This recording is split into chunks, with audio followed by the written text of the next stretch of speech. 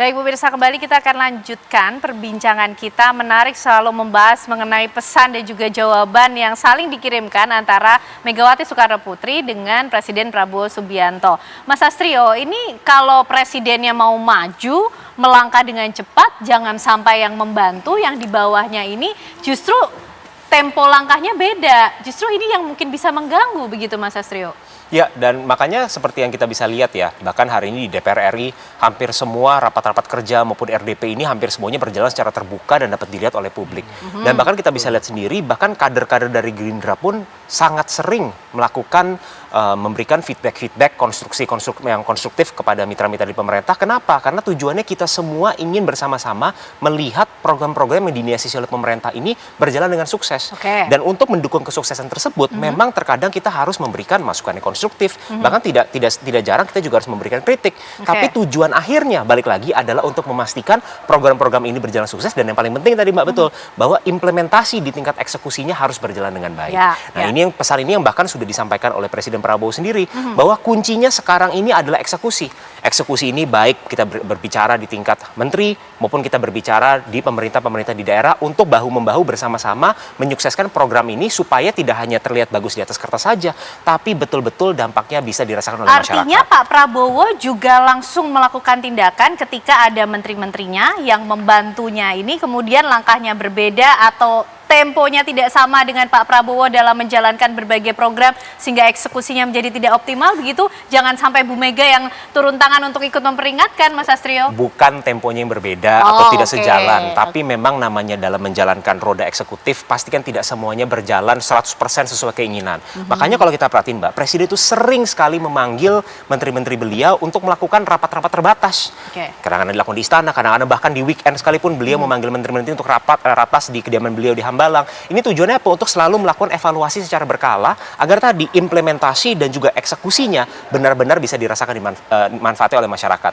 Dan jangan lupa kemarin misalnya contoh dalam kasus di mana ada terdapat kritik dari publik tentang aktivitas pertambangan di Raja Ampat. Bahkan kader-kader Gerindra itu berada di garda terdepan untuk mengatakan bahwa kita harus menjaga kelestarian daripada lingkungan kita, walaupun di saat yang bersamaan pembangunan ekonomi juga harus tetap berjalan. Presiden Prabowo langsung ambil tindakan juga ya, ambil langkah mengenai hal itu. Baik, Prof. Burhan, ini kemudian gangguan-gangguan dari dalam juga sepertinya harus diatasi terlebih dahulu sehingga menteri-menteri yang membantu Pak Presiden Prabowo Subianto ini juga memiliki semangat dan juga langkah yang sama untuk betul-betul tetap maju.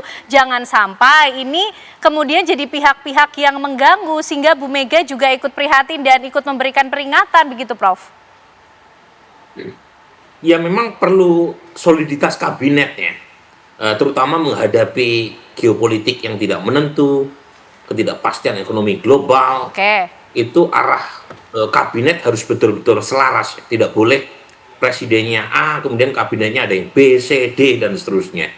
Jadi koordinasi dan sinergi menjadi sebuah keniscayaan, terutama lagi-lagi poin saya adalah ekonomi. Karena studi saya dari tahun 99 sampai terakhir, itu determinan utama popularitas pemerintahan yang berkuasa itu ditentukan kepuasan terhadap ekonomi. Jadi menteri-menteri terutama bidang ekonomi itu kerjanya harus 3 kali lipat ketimbang yang non-ekonomi. Karena memang puas tidaknya penentu utamanya adalah apakah kinerja pemerintah secara ekonomi retrospektif maupun egosentrik baik atau tidak di mata publik. Nah untuk itu pemerintah juga menurut saya harus open juga, open minded. Misal gitu ya, ketika ada isu efisiensi dianggap mengurangi government spending atau government consumption, mungkin perlu dipertimbangkan untuk relaksasi efisiensi supaya ekonomi bergerak. Jadi lagi-lagi ini wujud dari komitmen pemerintahan untuk melihat, mengevaluasi, mengoreksi kalau ada kebijakan yang tidak jalan di bawah. Jadi saya menekankan berkali-kali soal ekonomi ini karena memang sangat penting dibanding semua bidang. Yang paling dirasa punya dampak terhadap popularitas paling tinggi adalah ekonomi. Dan karenanya soliditas menteri terutama bidang ekonomi itu menjadi sebuah keniscayaan. Soliditas menteri menjadi sebuah keniscayaan. Mas Guntur, singkat saja mungkin menutup. Bu Mega akan terus juga berada di luar pemerintahan sebagai mitra strategis dan tidak segan memberikan kritik yang membangun. Ya, saya kira ya. Soal posisi PDI Perjuangan biasanya nanti ditentukan di Kongres. ya, apakah tetap di luar atau masuk ya. Tapi sampai saat ini posisi tetap ada di luar pemerintahan dan masukan-masukan dan juga termasuk juga kritik ya terhadap pemerintahan, pesan-pesan nasihat itu secara tulus dan ikhlas disampaikan oleh Ibu Megawati tanpa ada kepentingan, tanpa ada pamrih. Dasarnya adalah kecintaan kepada bangsa ini, kepada Presiden Prabowo. Dasarnya kecintaan kepada bangsa ini dan juga kepedulian kepada Presiden Prabowo Subianto. Mas Astrio, singkat juga.